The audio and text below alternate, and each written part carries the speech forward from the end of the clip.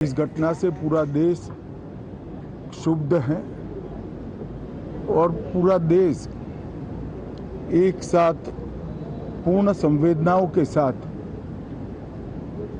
ये जो दुर्भाग्यपूर्ण हादसे में पैसेंजर हताहत हुए हैं, इनके परिजनों के साथ खड़ा है। सबसे पहले मैं भारत सरकार, गुजरात सरकार, भारत सरकार के प्रधानमंत्री जी और गुजरात सरकार की ओर से भी जो लोग हताहत हुए हैं, इनके परिजनों के प्रति गहरी संवेदना व्यक्त करता हूं। 10 ही मिनटों में हादसे के भारत सरकार के पास सूचना पहुंची। तुरंत ही मैंने मुख्यमंत्री जी, यहाँ के गृह मंत्री, होम डिपार्टमेंट के control room, civil aviation department, civil aviation मंत्री, सभी से संपर्क किया। प्रधानमंत्री जी का भी तुरंत ही फोन आ गया और भारत सरकार और गुजरात सरकार के सभी डिपार्टमेंट एक साथ होकर राहत और बचाव कार्य में लगे। इस विमान में कुल मिलाकर 230 यात्री देश के और विदेश के और 12 क्रू मेंबर सवार थे। इसमें से एक यात्री का बचने का अच्छा समाचार मिला है, मैं उनको मिलकर आया हूं।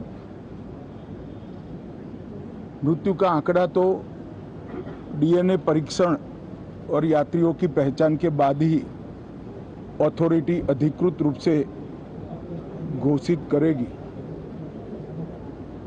मगर जो यात्री बचा है उसको मैं मिलकर आया हूं। घटना के तुरंत बाद गुजरात सरकार ने बहुत त्वरा से डिजास्टर मैनेजमेंट की सारी इकाइयों को अलर्ट करते हुए, चाहे हेल्थ डिपार्टमेंट हो, चाहे फायर ब्रिगेड हो, चाहे पुलिस विभाग हो, भारत सरकार की भी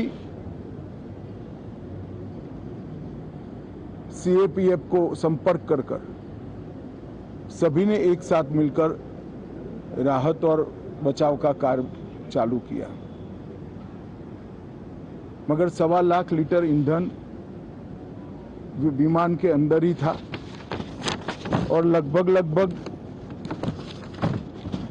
गर्मी, तापमान इतना ऊंचा हो गया कि किसी को बचाने की मौका ही नहीं मिला। अब मैं घटना स्थान पर भी जाकर आया हूं। सारे यात्रियों के मृतदेह को बाहर निकालने का काम लगभग समाप्त हो चुका है। जितने यात्रियों के परिजन यहां पहुंच चुके हैं, वो सबका डीएनए लेने की कार्यवाही भी 2-3 घंटों में समाप्त हो जाएगी। विदेश में जिनके परिजन हैं, उनको सूचना देने की कार्यवाही समाप्त हो चुकी है और जैसे ही पहुंचते हैं उनके भी डीएनए सैंपल लिए जाएंगे और मृतदेहों की पहचान के लिए जितने मृतदेह मिले हैं, इनके भी डीएनए सैंपल लेने की कार्यवाही समाप्त हो चुकी है। गुजरात में ही लगभग 1000 के आसपास डीएनए टेस्ट करने पड़ेंगे। ये सभी टेस्ट करने की क्षमता गुजरात में विकसित है, तो डीएनए टेस्टिंग के लिए कहीं गुजरात के बाहर जाने की जरूरत नहीं पड़ेगी। गुजरात की एफएसएल और नेशनल फॉरेंसिक साइंस यूनिवर्सिटी दोनों मिलकर कम से कम समय में डीएनए का परीक्षण पूरा करने के बाद परिवारजनों को अपना मृतदेह परिजन का मृतदेह सौंपने का काम करेंगे। उनके रहने की सुविधा उनकी सांत्वना की सुविधा, जिनको मेडिकल प्रॉब्लम ट्रॉमा के कारण हुए इनकी मेडिकल की सुविधा, ये सारी व्यवस्था बहुत सुचारू रूप से हो चुकी है। अभी रिव्यू मीटिंग में सारी व्यवस्थाओं को हम सब मंत्रियों ने साथ में मिलकर देखा है। एविएशन डिपार्टमेंट ने अपनी जांच शुरू कर दी है और